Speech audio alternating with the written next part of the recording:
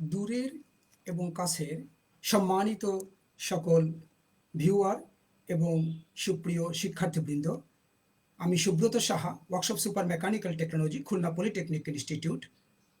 আমার এই সেশনে সকলকে শুভেচ্ছা এবং স্বাগতম জানাচ্ছি।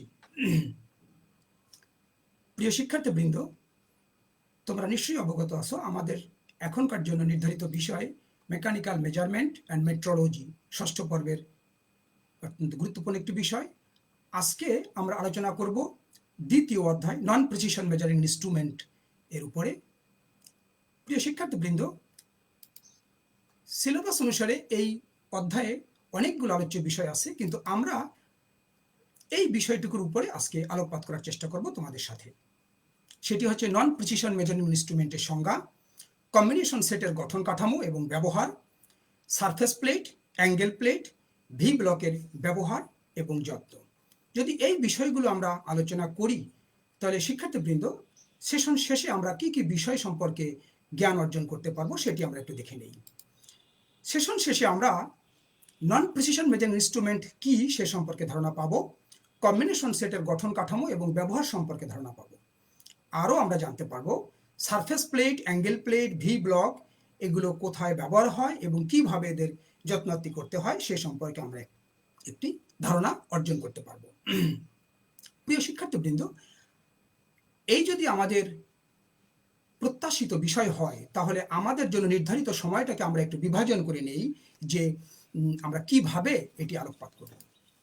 আমাদের জন্য নির্ধারিত সময়কে যদি এইভাবে আমরা বিভাজন করি, আনুমানিকভাবে যে শুভেচ্ছা বিনিময় এবং পূর্ব পাঠের পুনরালোচনা 5 মিনিট, আলোচনা 20 মিনিট, এবং তোমরা দেখতে পাচ্ছ প্রশ্নোত্তর বাড়ির কাজের জন্য আমি নির্ধারণ করেছি 5 মিনিট, আনুমানিক এইভাবে আমরা সামনের দিকে এগিয়ে যাওয়ার চেষ্টা করব। প্রিয় শিক্ষার্থীবৃন্দ, আমরা গত সেশনে এই বিষয়গুলোর উপরে আলোকপাত করেছিলাম। নিশ্চয়ই তোমাদের সকল কিছু মনে আছে এবং তোমরা সেটি অধ্যয়ন করেছো বলে আমি মনে করি।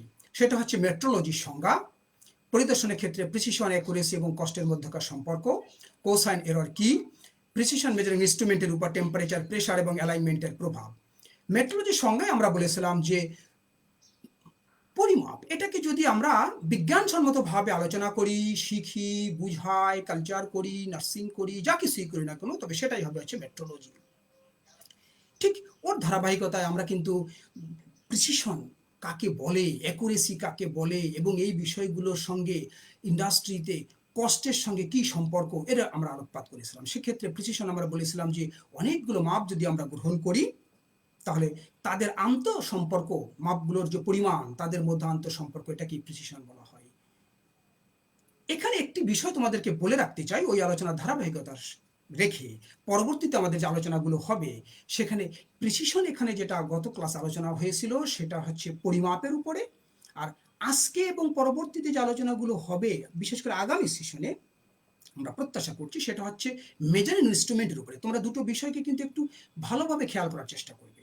যাই হোক, আমরা সামনের দিকে এগিয়ে যাওয়ার চেষ্টা করব। কোসাইন এরর কি, এটা আমরা বলেছিলাম যে আমরা যদি এমন কোনো মেজারিং ইনস্ট্রুমেন্ট নিয়ে আলোচনা করি বা মাপ নিতে চেষ্টা করি, যেটা নিজের অদক্ষতার কারণেই হোক, ইনস্ট্রুমেন্টের ত্রুটির কারণেই হোক, অ্যালাইনমেন্ট এর একটু গন্ডগোল হয়ে যায়, তাহলে সেই নির্দিষ্ট মাপটি একটু বিকৃতভাবে আমরা পেয়ে যাব। তাহলে একটি ত্রুটি ঘটে গেল, তাই না? সেই ত্রুটিটা যদি আমরা কজ অনুপাতকে ব্যবহার করে আমরা নির্ধারণ করি, তাহলে সেই ত্রুটিটাকে আমরা কোসাইন এরর হিসাবে নির্বাচিত করব এবং ঘোষণা করব।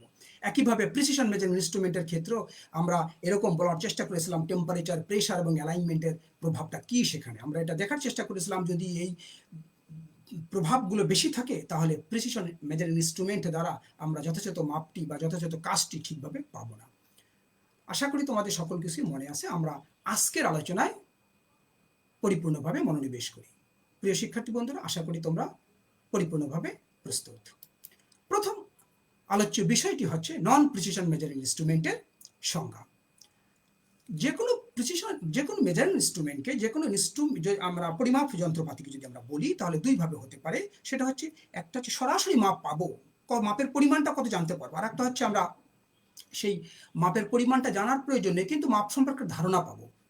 আমরা এখনই যে আলোচনাটা করব সেটা কিন্তু সরাসরি যে প্রত্যক্ষ মেজারিং ইনস্ট্রুমেন্ট, মাপটা সরাসরি পাবো বা ডিরেক্ট মেজারিং ইনস্ট্রুমেন্ট বলে আমরা যা কিছু বুঝি তার উপরেই আমরা আলোচনাটা সীমাবদ্ধ রাখবো। ঠিক আছে তো বন্ধুরা? তাহলে আমরা দেখি, কতগুলো চিত্র দেখতে চেষ্টা করি। সবকিছু মিলিয়ে কিন্তু চিত্রগুলো তোমাদের সামনে উপস্থাপন করা হলো। তোমরা যেটা দেখছো সবগুলোই কিন্তু আমাদের নন প্রিসিশন মেজারিং ইনস্ট্রুমেন্টের পর্যায়ভুক্ত। কিন্তু বিষয়টি হচ্ছে কি, আমরা এটাকে কিভাবে সংজ্ঞায়িত করব, এটাই হচ্ছে এখনকার একটি প্রশ্ন। সংজ্ঞার ক্ষেত্রে যদি আমরা এরকম বলার চেষ্টা করি যে যেখানে সূক্ষ্মতার তেমন কোনো প্রয়োজন নেই, সেখানে যে ইনস্ট্রুমেন্টটি ব্যবহার করে আমরা সরাসরি মাপ নিতে চাই বা পাবো, তাহলে সেখানে আমরা বলতে পারবো সেই ইনস্ট্রুমেন্টগুলো নন প্রিসিশন মেজারিং ইনস্ট্রুমেন্ট, তাই তো? কিন্তু তারপরেও কিন্তু প্রশ্ন থেকে যায়, হলো না মনে হয়, মানসিকভাবে আমি খুব তৃপ্ত না। তাই আমরা আরেকটু বিস্তৃত পরিসরে এবং আরেকটু বৈশিষ্ট্যমণ্ডিতভাবে এটাকে আরেক সংজ্ঞায়িত করি। সেটি হচ্ছে এই, এমন কোন ইনস্ট্রুমেন্ট, নিশ্চয়ই মেজারিং ইনস্ট্রুমেন্ট, যা দ্বারা মাপ নিব, কিন্তু মাপ নেওয়ার সময় তার উপরে দৃশ্যমান যে স্কেলটি থাকবে, যে গ্র্যাজুয়েশনগুলো বা ক্যালিব্রেশনগুলো, যে মাপাঙ্কগুলো, দাগাঙ্কনগুলো থাকবে, সেইগুলো দিয়ে বা দ্বারা, ওইগুলোর মাধ্যমে যতটুকু পর্যন্ত সর্বোচ্চ ক্ষুদ্রতম মাপটি গ্রহণ করা সম্ভব, এর মধ্যেই আমি মাপটা নিতে পারবো, অতটুকু পর্যন্ত নিতে পারবো। এর অতিরিক্ত মাপ, ওই অতিরিক্ত সূক্ষ্মতর মাপ আমি ওই মেজারিং ইনস্ট্রুমেন্ট দ্বারা নিতে পারবো না। এরকম বৈশিষ্ট্যমণ্ডিত যদি মেজারিং ইনস্ট্রুমেন্ট হয়, তবেই সেই ইনস্ট্রুমেন্টটাকে বলবো হচ্ছে আমরা নন প্রিসিশন মেজারিং ইনস্ট্রুমেন্ট। এই সংজ্ঞাটি তোমাদের নিশ্চিতভাবেই আরো পরিষ্কার হবে যখন আমরা আগামী সেশনে, আগামী তৃতীয় অধ্যায়ে যখন প্রিসিশন মেজারিং ইনস্ট্রুমেন্টের ক্ষেত্রে আরো একটি নতুন বৈশিষ্ট্য এখানে ইন্ট্রোডিউস করব, অন্তর্ভুক্ত করব, সংজ্ঞায়িত করার চেষ্টা করব, তখনই আরো একটু পরিষ্কার হবে। তা এখন জেনে রাখো আরো পরিষ্কার করে, যে কোনো মেজারিং ইনস্ট্রুমেন্ট, সেই মেজারিং ইনস্ট্রুমেন্ট দিয়ে তার উপরে যত সূক্ষ্মতম স্কেলটুকু দাগাঙ্কিত থাকবে, ততটুকু পর্যন্ত মাপ নেওয়া সম্ভব। এরকম যদি অবস্থাটি থাকে, যেখানে অতিরিক্ত আর কোনো স্কেল টেস্কেল থাকবে না, এই অবস্থায় সরাসরি যে স্কেলটি থাকবে, ক্যালিব্রেশন, গ্র্যাজুয়েশন, দাগাঙ্কনগুলো থাকবে, তার মাধ্যমে যতটুকু সূক্ষ্মতর পর্যন্ত মাপ নিতে পারবো, সেই অবস্থায় ওই মেজারিং ইনস্ট্রুমেন্টকে বলা হবে নন প্রিসিশন মেজারিং ইনস্ট্রুমেন্ট। আশা করি তোমরা পরিষ্কারভাবে বুঝতে পেরেছো। বন্ধুরা, আমরা সামনের দিকে আগাই। আমরা এখন পরের আলোচ্য বিষয় হচ্ছে কম্বিনেশন সেটের গঠন কাঠামো এবং ব্যবহার নিয়ে আলোচনা করব। প্রথমে আমরা দেখতে চাই কম্বিনেশন সেটের গঠন। এখানে তোমরা একটু দেখে নাও যে কম্বিনেশন সেটের আমরা কি কি অংশ নিয়ে তৈরি। সেটা হচ্ছে centre head, lock screw, blade, protector head, তারপরে হচ্ছে স্ক্রাইবার, স্পিরিট লেভেল ইত্যাদি আমরা দেখতে পাচ্ছি। এগুলোকে যদি আমরা টেবিল আকারে দেখাই, তাহলে আমরা এরকম করে দেখতে পাবো যে এগুলো আমরা 7টি অংশ নিয়ে এটি গঠিত। দেখো, এখানে আমি বিভিন্ন রং দিয়েছি, নিশ্চয়ই একটি উদ্দেশ্য আছে। উদ্দেশ্যগুলো আমরা একটু পরে বলতে চেষ্টা করি। আমি মূলত এর প্রকৃতি অনুসারে এটাকে আমি একটু বিভিন্ন রঙে এটাকে আমি সারিবদ্ধ করার চেষ্টা করেছি। প্রথমে ব্লেডকে নিয়ে আমি বলতে চাই যে ব্লেড হচ্ছে এমন একটি অংশ যার উপরে সকল অংশগুলো ধারণ করবে, ব্যাকবোন হিসেবে, এই কম্বিনেশন সেটের ব্যাকবোন হিসেবে এটি কাজ করবে। তারপরে লক স্ক্রু, সেটি হচ্ছে এই ব্লেডের উপরে অন্যান্য যে অংশগুলো, পারফর্মিং পার্টসগুলো, যেগুলো দিয়ে মূলত কাজ করা হয়, সেই অংশগুলো যখন যখন কাজ করবে, তাদেরকে নির্দিষ্ট জায়গায় দৃঢ়ভাবে আবদ্ধ করার প্রয়োজন পড়ে, তখন লক স্ক্রু দিয়ে আমরা সেটাকে দৃঢ়ভাবে সেই জায়গায় আবদ্ধ করব বা করার কাজে ব্যবহার করা হবে। এরপরে centre head, protector head, square head, এর ব্যবহারগুলো আমরা একটু পরেই দেখবো। তবে এগুলো সবই একই ধরনের যন্ত্রাংশ, যেগুলো দিয়ে বিভিন্ন আমাদের মাপগুলো, কাজগুলো পেতে পারি, সেটা আমরা ওখানে বলার চেষ্টা করেছি। তারপর হচ্ছে দুটো যন্ত্রাংশ আছে, স্ক্রাইবার এবং স্পিরিট লেভেল। স্ক্রাইবারটা হচ্ছে একটি এক্সট্রা অ্যাটাচমেন্ট, কখনো থাকতেও পারে, নাও থাকতে পারে, অধিকাংশ ক্ষেত্রে থাকে। সেটা হচ্ছে এই কম্বিনেশন সেটের কিছু কিছু যন্ত্রাংশ, যেটা দিয়ে সঙ্গে সঙ্গে মাপ নেওয়া যাবে এবং মার্কিং বা লেআউট করার কাজেও ব্যবহার করা হয়। সেই ক্ষেত্রে স্ক্রাইবারটা দিয়ে আমি ওই লেআউটের কাজটিতে সহযোগিতা পেতে পারি। আর স্পিরিট লেভেল অবশ্যই খেয়াল করে দেখবে, এবং নিশ্চয়ই তোমরা দেখেছো বিভিন্ন সেমিস্টারে, বিভিন্ন প্র্যাকটিক্যাল সেশনে তোমরা দেখেছো যে স্কোয়ার হেড এবং প্রোটেক্টর হেডে দুটো স্পিরিট লেভেল থাকে। যদি আমরা কখনো কখনো লেভেলিং বা সমতলনেস এর যদি কখনো পরিদর্শন করার প্রয়োজন পড়ে, অনুমান করার, অনুভব করার দরকার থাকে, তখন কিন্তু স্পিরিট লেভেলটি আমরা দিয়ে সেটি আমরা চেষ্টা করি বোঝার। আমরা একটু সামনের দিকে এগিয়ে যাই। আমরা এখন দেখে নিতে চাই এর ব্যবহারগুলো।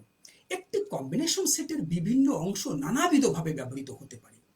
প্রথম ব্যবহারটা কি? রুলার হিসেবে ব্যবহৃত হতে পারে। তারপর একটি কেন্দ্ররেখা বা কেন্দ্র নির্ণায়ক হিসাবে, তারপর একটি কৌণিক দূরত্ব মাপক হিসাবে, এরপর একটি স্কোয়ার হিসাবে, তারপর একটি মিটার হিসেবে। নতুন নাম মনে হচ্ছে কি? একটু পরে আমরা এটা বিশ্লেষণ করব। এরপরেই হচ্ছে ডেপথ এবং হাইট গেজ হিসাবে, এবং পরেই হচ্ছে লেভেল নির্দেশক হিসেবে। বেশ কয়েকটির কথা কিন্তু একটু আগেই বললাম, আরও বলবো। আমরা আরেকটু সামনের দিকে আগাই। প্রথমে ব্লেডের কথা যদি চলে আসি, যে ব্লেড কিন্তু ওই একটু আগে যেরকম বললাম, সকল অংশকে ধারণ করে রাখবে, এই কাজে সে মূল ভূমিকা পালন করে। কিন্তু সকল অংশ বাদ দিয়েও নিজস্ব একটি সত্তা তার ভিতরে কাজ করে, যে নিজে নিজেই রুলার বা স্ট্রেট এজ হিসেবে আবার ব্যবহৃত হয়, হতে পারে এবং ব্যবহার করা যায়। মনে রাখবে কিন্তু দারুণ একটি কাজ কিন্তু সে করে। কম্বিনেশন সেট কম্বাইন্ডলি কাজ করে বিভিন্ন অংশ, এইটা কিন্তু সকল সময় মাথায় রাখতে হবে। এরপরে আমরা দেখতে চেষ্টা করব সেন্টার হেডটি কিভাবে আমাদেরকে সহযোগিতা করতে পারে। চিত্রেই আমরা দেখতে পাচ্ছি সেন্টার হেড, নিশ্চয়ই অনুমান করা যাচ্ছে। এই চিত্রগুলোকে কিন্তু বলা হয় ইনফোগ্রাফিক্স, অর্থাৎ গ্রাফিক্সের মাধ্যমে ইনফরমেশন দেয়। তুমি তথ্যটি পাশে না থাকলেও কিন্তু অনুমান করে নিতে পারবে এখানে কি বলতে চাওয়া হচ্ছে বা কি বলা হয়, কি বলা যেতে পারে। যাই হোক, আমরা এখানে বলার চেষ্টা করেছি এই যে সেন্টার হেডটি হচ্ছে এমন একটি যন্ত্রাংশ, কম্বিনেশন সেটের নিশ্চয়ই, যেটির মাধ্যমে কোনো একটি সার্কুলার বারের আমরা কেন্দ্রবিন্দুকে নির্ধারণ করতে পারি, কেন্দ্র রেখাকে অঙ্কন করতে পারি, এবং সেই কাজে সেটি ব্যবহার করা হয় মূলত। এরপরে আমরা চলে আসব প্রোটেক্টর হেড, অত্যন্ত গুরুত্বপূর্ণ একটি বিষয় কম্বিনেশন সেট। এবং বলে রাখি, আগামী সেশনগুলোর কোনো একটি জায়গায় কিন্তু বিভেল প্রোটেক্টর আলোচনা হবে, সেখানেও কিন্তু এই কম্বিনেশন সেটের এই প্রোটেক্টর হেডকে যারা আমরা সমন্বয় করে অ্যাডজাস্ট করে লাগাতে পারবো, মাপতে পারবো, তারা কিন্তু বিভেল প্রোটেক্টরকে আরও বেশি প্র্যাকটিক্যালি ইউজ করতে পারবো এবং বুঝতে পারবো। মনে রাখবে কিন্তু বন্ধুরা। ঠিক আছে, আমরা চলে আসি আবার এখনকার আলোচনায়। প্রোটেক্টর হেড, প্রোটেক্টর হেড একটু আগেই যেরকম বলছিলাম যে এটি কিন্তু কোণ মাপার কাজে ব্যবহার করা হয়, ঠিক তাই এটি কিন্তু 0 থেকে 180 ডিগ্রি, একইভাবে এর যে বৃত্তাকার অর্ধবৃত্তাকার যে স্কেলটি আছে সেখানে আবার বিপরীতভাবে 180 থেকে 0 ডিগ্রি এরকম আঙ্গিকে দাগাঙ্কিত থাকে বা লেখা থাকে, আমরা দেখলেই বুঝতে পারবো। বিষয়টা হচ্ছে এর মধ্যে যে কোনো কোণকে সে মাপতে পারে বা লেআউট করতে পারে। কাজটি কিভাবে সম্পাদন করে সেটা হচ্ছে এই রুলার বা ব্লেড এবং প্রোটেক্টর হেডের যে বেজ অংশ, এর মধ্যবর্তী জায়গায় যে কৌণিক দূরত্বটি আছে, এর মধ্যে যে কোনো জায়গায় আমার টার্গেট যে অবজেক্ট তার কোণকে রেখে আমি মাপ নিতে পারি বা মাপ নেওয়া হয় বা মাপ নেওয়া সম্ভব। কিন্তু বিষয়টা হচ্ছে কি, যে আমরা যখন মাপ নিতে যাব তখন কিন্তু এই কম্বিনেশন সেটকে যেভাবে ওই কৌণিক তলগুলোর সঙ্গে সমন্বয় করে যখন আমরা স্থাপন করব, তখন যে কোনো দিকে মাপটি পাই না কেন, আমার কাঙ্ক্ষিত দিকের মাপটি সরাসরি না পেলেও কিন্তু আমরা দুশ্চিন্তাগ্রস্ত হয়ে পড়ব না। অনেকে কিন্তু হয়ে যায়, বিভ্রান্ত হয়ে যায়, কোনো কারণ নেই। আমরা কিন্তু জ্যামিতি থেকে, সিম্পল যে জিওমেট্রি, সেই সিম্পল জিওমেট্রি থেকে আমরা জানি 180 ডিগ্রির মধ্যে একটি রেখা অঙ্কিত হলে তার একে অপরকে দুটো কোণ হয়, তার একে অপরকে পরিপূরক কোণ বলা হবে। এবং ঠিক এইখানেও ঠিক তাই, আমরা সরাসরি এই কম্বিনেশন সেটের থেকে যে মাপটি পাবো, যে কোনো এক পাশের কৌণিক দূরত্ব থেকে আমরা যেভাবে পড়ি না কোনো, যে পাশ থেকেই আমরা রিডিংটা নিই না কেন, অপর পাশের কৌণিক দূরত্ব বা অ্যাঙ্গেলের মাপ প্রয়োজন পড়লে আমরা কিন্তু 180 ডিগ্রি থেকে বিয়োগ করে, অর্থাৎ পরিপূরক কোণের ধারণা থেকে আমরা সেটি পেয়ে যাব বা পাওয়া হয় বা বের করতে হয়। এটি কিন্তু অবশ্যই তোমরা বিবেচনায় রাখবে। আর একটু আগে যেটা বললাম, ওই বস্তুকে আটকাতে হয়, বাঁধতে হয়, স্থাপন করতে হয়, সেটা হচ্ছে বেজ এবং রুলারের মধ্যবর্তী কৌণিক স্থানে।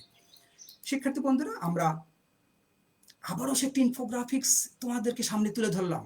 স্কোয়ার হেডের নানাবিধ ব্যবহার, আরো অসংখ্য ব্যবহার তোমাদেরকে দেখানো সম্ভব হতো। দেখো, নিশ্চয়ই অনুধাবন করতে পারছো। একটু আগে আমরা যেটা বলতেছিলাম কতভাবে ব্যবহৃত হতে পারে, দেখো তো কি বলেছি। বলা হচ্ছে স্কোয়ার হেড যেহেতু এর দুটো প্রান্ত আছে, একটি হচ্ছে 45 ডিগ্রির আর একটি হচ্ছে 90 ডিগ্রি প্রান্ত বিশিষ্ট দুটো প্রান্ত তৈরি করা হয়। ঠিক এমন ভাবে তৈরি করা হয়, উদ্দেশ্যটি এই, একটা প্রান্তকে ট্রাই স্কোয়ার হিসেবে ব্যবহৃত হয়। আমরা কিন্তু শীট মেটাল শপে আমরা ট্রাই স্কোয়ার প্রত্যেকেই ব্যবহার করেছি, দেখেছি। উড ওয়ার্কিং শপেও কিন্তু এটি ব্যবহার করা হয়, উড ওয়ার্কিং প্র্যাকটিসে। কিন্তু কিন্তু আমরা হয়তো বা কম ব্যবহার করে থাকতে পারি, কিন্তু ব্যবহার করা হয় অ্যাসেম্বল বা ফিটিং শপে, উডওয়ার্কিং শপে অলসো। সেটা হচ্ছে 45 ডিগ্রি কোণটিকে, 45 ডিগ্রি কোণ বিশিষ্ট যে প্রান্তটি, সেটি দিয়ে কিন্তু আমরা ওই 45 ডিগ্রি কোণকে আমরা মাপতে পারি, লেআউট করতে পারি এবং একই সাথে আমরা পরিদর্শনও করতে পারি। এবং এই প্রান্ত বিশিষ্ট যদি একটি স্কোয়ার ইন্ডিভিজুয়ালি তৈরি করা হয়, তখন সেটাকে বলা হয় মিটার স্কোয়ার। সেই কারণে বলা হচ্ছে স্কোয়ার হেডটি নট অনলি স্কোয়ার হেড, দুটো প্রান্ত বিশিষ্ট দুটো পৃথক অ্যাঙ্গেল নিয়ে যেহেতু তৈরি, সেজন্য এই স্কোয়ার হেডটিকে আমরা ট্রাই স্কোয়ার হিসাবে ব্যবহার করতে পারি, মিটার স্কোয়ার হিসাবে ব্যবহার করতে পারি। আশা করি শিক্ষার্থী তোমরা নিশ্চয়ই পরিষ্কারভাবে বুঝতে পেরেছো। নিচের ছবিগুলোর দিকে তাকিয়ে দেখো এবং পাশের লেখাটি খেয়াল করে দেখো। হাইট গেজ এবং ডেপথ গেজ ব্যবহৃত হয়, নিশ্চয়ই তোমরা বুঝতে পারছো। এবং একই সাথে এটিও তোমাদের পরিষ্কার, স্পিড লেভেল দ্বারা সমতল পরিদর্শন করার কাজে এবং স্ক্রাইবার দ্বারা মার্কিং বা লেআউট করার কাজ করা যায় বা এই কাজে ব্যবহার করা হয়। প্রিয় শিক্ষার্থীরা, আমরা সামনের দিকে এগিয়ে যাই পরবর্তী আলোচনায়। এখন হচ্ছে আমাদের সর্বশেষ আলোচ্য বিষয় সারফেস প্লেট, অ্যাঙ্গেল প্লেট এবং ভি ব্লকের ব্যবহার এবং যত্ন। এই আলোচনাটি শুরু করার আগে একটু জানিয়ে রাখতে চাই তোমাদেরকে, সেটা হচ্ছে প্রত্যেকটি ডিভাইস আলোচনার জন্য আমি 3টি স্টেপ ফলো করবো। একটা হচ্ছে সেটি কি, তারপরে হচ্ছে ব্যবহার এবং যত্ন। কি যদি না জানি, অর্থাৎ সেই ডিভাইসটি কি, তাহলে তার ব্যবহার যত্ন জানাটা খুব অযাচিত হয়ে যাবে আমার কাছে মনে হয়। তাই প্রথমে বলতে যাবো সারফেস প্লেট কি। ওকে, সারফেস প্লেট কি দেখি তো। এই চিত্রটি আমাদের কাছে পরিষ্কার কিনা? নিশ্চয়ই প্রত্যেকের কাছে পরিষ্কার। তাহলে জেনে নেই সারফেস প্লেট কি। বর্গাকার বা আয়তাকার, ভারী, কঠিন, উপরিতল খুব মসৃণ এবং সমতল যুক্ত একটি কাঠামো। নিশ্চয়ই তোমাদের যা ভাবো, যা জানো, তার সঙ্গে মিলে গিয়েছে। এরপরে বলা হচ্ছে এর আকৃতি 12x12 ইঞ্চি এত ছোট হতে পারে এবং সর্বোচ্চ 6 ফিট বাই 12 ফিট এবং ওজন 10 টন পর্যন্ত হতে পারে। এর উপরিতলের মসৃণতা, টলারেন্স, আমরা অনেকেই ধারণা রাখি না বা জানি না, সেটা হতে পারে 0.0115 মিলিমিটারের কম। এত সূক্ষ্ম পর্যন্ত এর উপরিতলের মসৃণতা হতে পারে। আমরা কিন্তু খেয়াল করি না বা বুঝি না বা জানি না, এটি আমাদের অজ্ঞানতা। কিন্তু সত্যিকারভাবে আমাদের ওয়ার্কশপগুলোতে যে সারফেস বুলেটগুলো আছে, আমাদের এটাকে অত্যন্ত যত্ন সহকারে ব্যবহার করা উচিত। এত সূক্ষ্ম এর উপরিতল বিশিষ্ট একটি ইনস্ট্রুমেন্ট, এটাকে খুব যত্ন সহকারে সংরক্ষণ করা উচিত এবং ব্যবহার করা উচিত। এটি তৈরি কোন ম্যাটেরিয়াল দিয়ে? সাধারণত গ্রানাইট দিয়ে তৈরি, কিন্তু পূর্বে কাস্ট আয়রন দিয়ে তৈরি হতো। কিন্তু ইদানিংকালে কি হচ্ছে, নির্দিষ্ট নির্দিষ্ট চাহিদা সাপেক্ষে গ্লাস দিয়েও তৈরি হয় নির্দিষ্ট বৈশিষ্ট্য পাওয়ার জন্য। আরো আধুনিকতম ক্ষেত্রে তোমাদের জেনে রাখা ভালো, তোমরা তো কিছুদিন পর ইন্ডাস্ট্রিগুলোতে যাবে, সেখানে কখনো কখনো সিরামিকের সারফেস প্লেটও ব্যবহৃত হচ্ছে এবং হবে। কিন্তু তোমরা জেনে রাখো, যদি তোমাদের সামনে পড়ে কখনো, আশ্চর্য হবে না। এরপরে হচ্ছে এর সূক্ষ্মতার গ্রেডকে তোমাদেরকে জানিয়ে রাখতে চাই। সাধারণত 3টি গ্রেড এটি পাওয়া যায়। একটা হচ্ছে ল্যাবরেটরি গ্রেড, একটা হচ্ছে ইন্সপেকশন গ্রেড এবং একটা টুল রুম গ্রেড। ঠিক আছে তো? কিন্তু তোমাদের অবহিত করে রাখতে চাই, মেকানিক্যাল ইঞ্জিনিয়ার হিসেবে তোমাদের জানা থাকা উচিত যে এ বাদেও ইনস্ট্রুমেন্টগুলো, ডিভাইসগুলো আমরা যারা ব্যবহার করি, আরও একটু অতিরিক্ত গ্রেড আছে, সেটাকে বলা হয় ওয়ার্কশপ গ্রেড। যে গ্রেডটি সব থেকে কম সূক্ষ্ম বা অসূক্ষ্ম, এইভাবে আমরা ওটাকে সংজ্ঞায়িত করতে পারি। তাহলে ইউজুয়ালি 4 রকমের সূক্ষ্মতা বিশিষ্ট আমরা কিন্তু ইনস্ট্রুমেন্ট ব্যবহার করি। ঠিক আছে তো বন্ধু, এগিয়ে যাই। ব্যবহার কোথায় ব্যবহার হয়? ইনস্ট্রুমেন্টের সহযোগী হিসেবে ব্যবহৃত হয়, ঠিক না? নিজে কিন্তু কিছু করে না, কিন্তু অন্য ইনস্ট্রুমেন্টকে করতে সহযোগিতা করে। তারপরে কোন কোন ইনস্ট্রুমেন্টকে সহযোগিতা করে? স্কোয়ার, স্ট্রেইট এজ, বিভিন্ন রকমের gauge block, sine bar, dial indicator, parallels, angle plate, height gauge, এই জাতীয় ইনস্ট্রুমেন্টকে কাজ করতে সহযোগিতা করে। এরপরেই হচ্ছে এর উপরে রেখে আমরা বিভিন্ন রকমের টুল সেট আপ করতে পারি, মার্কিং বা লেআউট করতে পারি, প্রিসিশন ইন্সপেকশন করতে পারি ইত্যাদি করার জন্য সে খুব চমৎকার একটি হরিজন্টাল রেফারেন্স প্লেন বা তল হিসেবে আমাদেরকে সামনে আবির্ভূত হয়, ব্যবহৃত হয় এবং ব্যবহার করতে সহযোগিতা করে। তোমাদের পাশের চিত্রে কিন্তু আমি ঠিক এর উল্টিয়ে, অর্থাৎ নিচের তলটিকে দেখিয়েছি একটি মাত্র কারণ, নিচের তলটি আমাদের এত ভারী সারফেস প্লেট দেখা কখনো সম্ভব হয় না। কিন্তু দেখো এখানে 3টি স্ক্রু আছে, এগুলোকে বলা হয় স্ক্রু, লেভেলিং স্ক্রু। এই লেভেলিং স্ক্রু দিয়ে যখন আমরা জায়গায় প্রতিস্থাপন করব, এটাকে ঘুরিয়ে অ্যাডজাস্ট করে আমরা লেভেলটাকে ঠিক করতে পারি। ওকে, আমরা এগিয়ে যাই সামনের দিকে। এর যত্নাত্মক বিষয়টি দেখব। মাঝে মধ্যে এর ফ্ল্যাটনেস চেক করা উচিত, তা না হলে এটি ঠিকঠাক থাকবে না। তোমাদের কি মনে হয় একটি ডিভাইস আমরা ব্যবহার করব, কিন্তু তা কখনোই আমরা একটু খেয়াল করে দেখব না যেটা এর অ্যাকুরেসি ঠিক আছে কিনা, এটা যেভাবে কাজ করবে তার ঠিকঠাক মতো করবে কিনা, এটা আমরা কখনো দেখা উচিত কি উচিত না? এটা উচিত, তাই না? এই জন্য আমাদের মাঝে মধ্যে এর ফ্ল্যাটনেস, যেহেতু ফ্ল্যাটনেসটাই এর হচ্ছে একমাত্র মোস্ট প্রায়োবল বা ডিজায়ারেবল হিসাবে আমাদেরকে সহযোগিতার ক্ষেত্রে বৈশিষ্ট্য হিসেবে কাজ করবে, সেই জন্য ফ্ল্যাটনেসটাকে আমাদের চেক করতে হবে। তারপরে হচ্ছে মেজারিং ইনস্ট্রুমেন্টকে সারফেস প্লেট থেকে দূরে রাখতে হবে। যত রকমের মেজারিং ইনস্ট্রুমেন্ট বা ডিভাইসকে এর উপরে রেখে কাজ করবো সেগুলোকে একটু দূরে রেখে কাজ করবে সম্ভব মতো, কারণ অসতর্কতার কারণে যদি কখনো এর উপরে ড্রপ করে তাহলেই তার তলটি নষ্ট হয়ে যেতে পারে। সেই জন্য একটু দূরে রেখে সাবধানে কাজ করতে হবে, এটাই হচ্ছে একটি যত্নের বিষয়। এরপরেই আসবে হচ্ছে ব্যবহারের পূর্বে এর উপরিতলটি ভালোভাবে পরিষ্কার করে নিতে হবে। এটা কি উচিত না আমাদের? যে কোনো ইনস্ট্রুমেন্ট ব্যবহারের পূর্বে সুন্দর করে, বিশেষ করে সূক্ষ্ম ইনস্ট্রুমেন্টগুলো অবশ্যই পরিষ্কার করে নেওয়া উচিত। এটাও ঠিক তাই, যেহেতু উপরিতলটির উপরে ধুলা পড়ে থাকতে পারে, অন্য কোনোভাবে ময়লা থাকতে পারে, সেই জন্য এটাকে সুন্দর করে পরিষ্কার করে নিলে আমাদের ফ্ল্যাটনেসটি যথাযথভাবে পাওয়া যাবে। এর পরের বিষয়টি হচ্ছে সময়ের সাপেক্ষে দীর্ঘদিন ধরে সারফেস প্লেটটি ব্যবহার করছি, দেখা যাচ্ছে কি আমি ওয়ার্কশপে কাজ করি, তাই না? আমার যে পাশটিতে আমার চলাচলের দিকে, সেই দিকটাতেই আমি সকল সময় ইনস্ট্রুমেন্টগুলো রেখে, ডিভাইসগুলো রেখে কাজ করি, কিন্তু অপর পাশটি একটু দূরবর্তী জায়গা, আমি কখনো সেদিকে কাজ করি না, ব্যবহার করি না। তাহলে হবে কি, অপর পাশের সাপেক্ষে এই পাশটি বেশি ব্যবহৃত হওয়ার কারণে এর ফ্ল্যাটনেস বা সূক্ষ্মতা নষ্ট হয়ে যাবে। এটা করা উচিত না। সকল দিকটাকে, সকল তলের সকল ক্ষেত্রটিকে সুসমন্বিতভাবে ব্যবহার করা উচিত।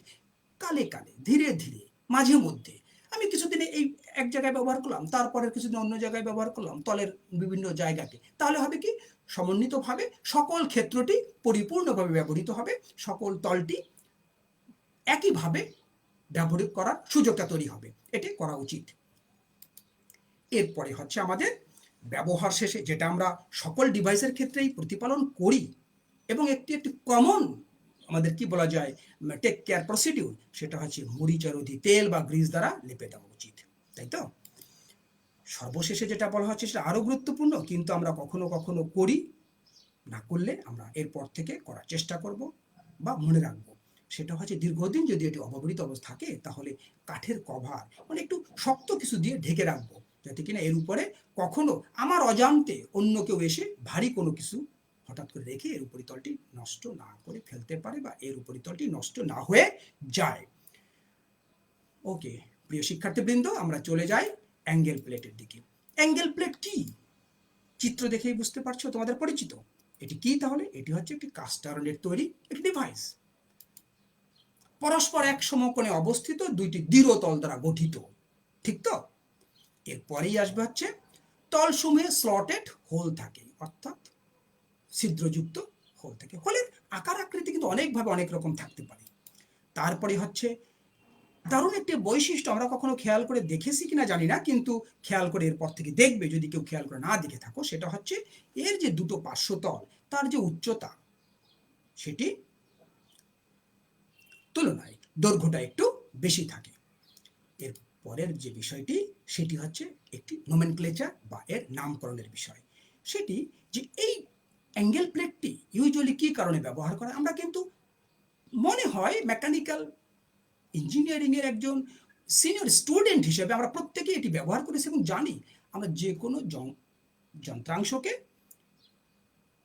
আমরা এর সঙ্গে আবদ্ধ করে অন্য কোনো একটি কাজে সহযোগিতা পেতে চাই। কোন ধরনের কাজ করব সেটা একটু পরে দেখতে যাচ্ছি, কিন্তু এই যে আবদ্ধ করে, তার মানে কি ফিক্সিং করব, হোল্ডিং করব, গ্রিপিং করব, ঠিক সেই কারণে নামকরণটি হচ্ছে এরকম, যে ফিক্সচারের ন্যায় কার্যবস্তুকে আবদ্ধ করে ডিভাইস হিসাবে এটি পরিচিত, ঠিক আছে তো? এরপরে আমরা দেখতে চাই এর ব্যবহারটা হচ্ছে মেটাল ওয়ার্কিং এর ক্ষেত্রে ব্যবহৃত হয়। মেটাল ওয়ার্কিং বলতে বোঝাবে মার্কিং এবং মেশিনিং এর ক্ষেত্রে, টেবিলের সাথে সমকোণে ওয়ার্কপিসকে আটকানোর জন্য ব্যবহৃত হয়, বস্তুর সমকোণ পরীক্ষা করতে ব্যবহৃত হয়, ভাইসের অ্যালাইনমেন্ট পরীক্ষা এবং ঠিক করতে ব্যবহৃত হয়। প্রত্যেকটি তোমাদেরকে প্র্যাকটিক্যালি হয়তো কখনো কখনো করার সুযোগ হয়নি, কিন্তু এইরকম কাজগুলো করতে অ্যাঙ্গেল প্লেটকে ব্যবহার করা হয়। এরপর হচ্ছে মিলিং অপারেশনে মিলিং টেবিলের এক প্রান্তে স্টপ হিসেবে ব্যবহার করা হয়। সর্বশেষে এখন যেটা বলতে চাচ্ছি সেটা হচ্ছে অ্যাডজাস্টেবল অ্যাঙ্গেল প্লেট হিসেবে মিলিং অপারেশনে ব্যবহৃত হয়। আমরা পাশের যে চিত্রটি দেখিয়েছি এটি একটি অ্যাঙ্গেল প্লেটের চিত্র এবং এটা হচ্ছে অ্যাডজাস্টেবল অ্যাঙ্গেল প্লেট। এর সমতলটি এর যে প্লেটের যে অ্যাঙ্গেল যেটি আসে সেটাকে আমরা ইনক্লাইনেস, হেলানো তলটিকে আমরা বিভিন্ন কোণে ঘুরিয়ে অ্যাডজাস্ট করতে পারি, সেজন্য অ্যাডজাস্টেবল অ্যাঙ্গেল প্লেট বলা হচ্ছে। এটি মিলিং অপারেশনে ব্যবহার করা হয়। এবং সর্বশেষে বলা হচ্ছে যে আমরা এরকম একটি বাড়তি কাজের থেকে পেতে পারি, সেটা হচ্ছে এর সাথে, এটার সাথে না, আমরা ওই ফিক্সড অ্যাঙ্গেল প্লেটের সাথে অন্য কোনো অ্যাটাচমেন্ট ব্যবহার করে এর সাইজকে বাড়িয়ে দিতে পারি। এর যত্নটা খুব সোজা, সেটা হচ্ছে মরিচা দ্বারা আক্রান্ত হতে না দেওয়া এবং নিয়মিত সূক্ষ্মতা যাচাই করা। এরপরেই আমরা চলে যেতে চাই ভি ব্লকে। ভি ব্লকটা কি তাহলে? একটা আয়তকার ব্লক, খুব সিম্পলি কথা, একটা আয়তকার ব্লক, কিন্তু কি কি বৈশিষ্ট্য থাকতে হবে তাহলেই ভি ব্লক হবে? একটা হচ্ছে কাস্ট আয়রন বেস প্লেট তৈরি হবে, আর খুব গুরুত্বপূর্ণ 90 ডিগ্রি কোণের গ্রুপ কাটা থাকতে হবে। শুধু তাই না, আরও একটু কথা বলতে হবে, সেটা হচ্ছে আয়তকার স্লট করা থাকতে হবে। কোন দিকে? 4টি তলে, অর্থাৎ দুটো প্রান্ত বিশিষ্ট যেটা কিনা লম্বার দিক সেটি বাদে আর 4টি তলেই ওর আয়তকার স্লট করা থাকতে হবে। উদ্দেশ্য কি আমরা ব্যবহারের সময় একটু দেখব। এরপরে আমরা চলে যেতে চাই ভি ব্লকের ব্যবহারে। আমরা পাশের চিত্রটি খেয়াল করলে অনেকটা বুঝতে পারবো কেমনভাবে এটা কি ব্যবহার করা হয়। ওয়ার্ক হোল্ডিং টুলস, ডিভাইস এবং জিগ হিসেবে ব্যবহার করা হয়, ঠিক তো? আমরা জিগের কথাটা বলেছি, একটু আগে ফিক্সারের কথা বলেছিলাম। আমরা কিন্তু অন্য সাবজেক্ট থেকে জিগের ধারণা এবং ফিক্সার ধারণা পেয়ে গিয়েছি বা যাব। সেটি হচ্ছে আমরা একই সঙ্গে এটাকে গ্রিপিং করতে পারবো, আবার কখনো কখনো প্রয়োজন হলে আমরা কাটিং টুলকে কিন্তু নিয়ন্ত্রণ করার সুযোগটাও এখান থেকে আমরা পেতে পারি বা পাওয়া সম্ভব। এরপরেই হচ্ছে বৃত্তাকার বা বর্গাকার বিশিষ্ট কার্যবস্তুকে সমান দক্ষতায় আবদ্ধ করতে পারে। বর্গাকার কার্যবস্তুকেও কিন্তু আবদ্ধ করতে পারে, অর্থাৎ স্কোয়ার বারকে আমরা এর ভিতরে আটকাতে পারি। তারপরে হচ্ছে মেশিনিং এর জন্য মার্কিং বা লেআউট করার কাজে ব্যবহার করা হয়নি। আমরা তো সেই সকল কাজে বেশি ব্যবহার করি সাধারণত ওয়ার্কশপগুলোতে, আমরা বিভিন্ন পর্বে যে কাজগুলো করে এসেছি। এবং সিলিন্ড্রিক্যাল কার্যবস্তুর গোলাকৃতি পরীক্ষা করার কাজেও কিন্তু ব্যবহার করা হয়। এরপরে আমরা চলে যাই আরো কিছু ব্যবহারে। দীর্ঘ কার্যবস্তুর সাপোর্ট দেওয়ার কাজে ব্যবহার করা হয়। মিলিং, ড্রিলিং ইত্যাদি মেশিনিং অপারেশনের ক্ষেত্রে ম্যাটেরিয়াল হোল্ডিং ডিভাইস হিসেবে ব্যবহৃত হয়। আশা করি তোমরা নিশ্চয়ই সে সকল ব্যবহার নিজেরা হয়তো করোনি, কিন্তু করা তোমরা দেখেছো অথবা অনুমান করতে পারো এই সকল কাজে ব্যবহার করা সম্ভব।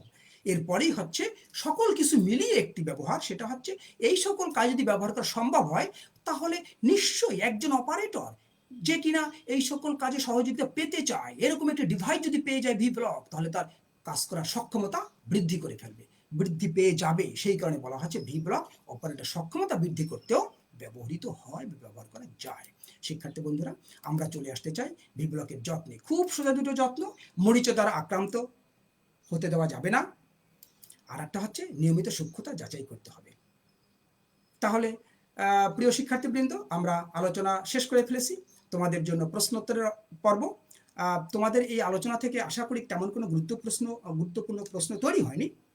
যদি প্রশ্ন তৈরি হয়ে থাকে তাহলে তোমরা কমেন্টস অংশে লিখে জানাবে। আমরা আগামী ক্লাসে সেগুলো নিয়ে আলোচনা করার বা আমি সেগুলো উত্তর দেওয়ার চেষ্টা করব। আশা করি এইভাবে প্রতিটি সেশনে তোমরা এই কাজটি করার চেষ্টা করবে।